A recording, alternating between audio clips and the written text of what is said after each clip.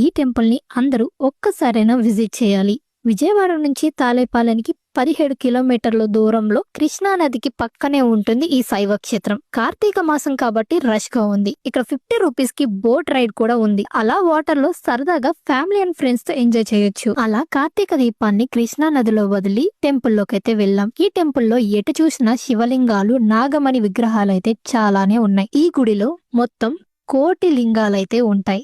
మనలో ఎవరైనా శివలింగాన్ని ప్రతిష్ఠించాలి అనుకుంటే వీళ్ళని కాంటాక్ట్ అయితే ఫుల్ డీటెయిల్స్ ఇస్తారు. ప్రతి శివరాత్రి రోజు ఆత్మలింగాన్ని చూడవచ్చు. ఇక్కడ పాదరసం అంటే మెర్క్యూరీతో పూజ చేస్తారు. లాస్ట్ లో ద్వాదశ జ్యోతిర్లింగేశ్వర స్వామి. ఈ శివలింగం 12 అడుగుల ఎత్తులో ఉంటుంది. దాని మీద 10,000 లింగాలైతే ఉంటాయి. నాకు ఈ టెంపుల్ మొత్తం 4 to 5 hours పట్టింది చూడటానికి. మీరు విజిట్ చేసి ఉంటే ఎంత టైం పట్టిందో కమెంట్ బాక్స్ లో మెన్షన్ చేయండి. నెక్స్ట్ వీడియోలో మీట్ అవుదాం.